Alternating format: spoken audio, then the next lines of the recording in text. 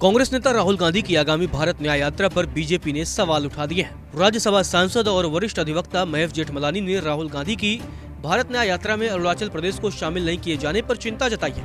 उन्होंने कांग्रेस से 2008 में चीनी कम्युनिस्ट पार्टी के साथ एमओयू करने को लेकर के भी जवाब मांगा है।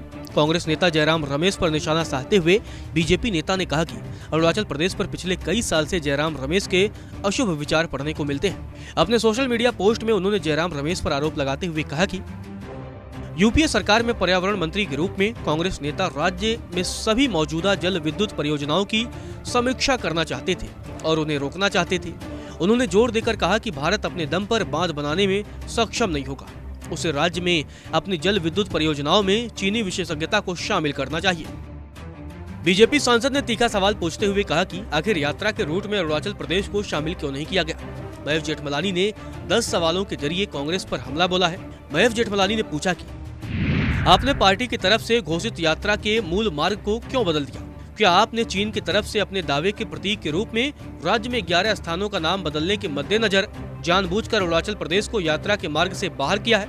क्योंकि आप चीन की नाम मात्र की आक्रामकता से इतने उत्तेजित थे, तो क्या एकजुटता के संकेत के रूप में यात्रा शुरू करना या कम से कम अरुणाचल प्रदेश को यात्रा मार्ग पर शामिल करना उस राज्य के लोगों के साथ कांग्रेस का दायित्व नहीं था?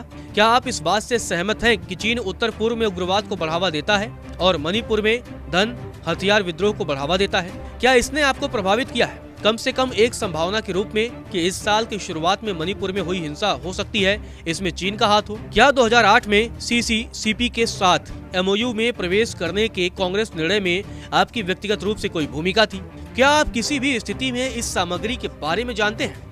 क्या एमओयू में यह खंड शामिल है कि कांग्रेस अरुणाचल प्रदेश पर चीनी संप्रभुता को मान्यता देती है? क्या आप मानते हैं कि 2008 में केंद्र में सत्ता में रहे एक भारतीय राजनीतिक दल के लिए इसमें प्रवेश करना कानूनी था?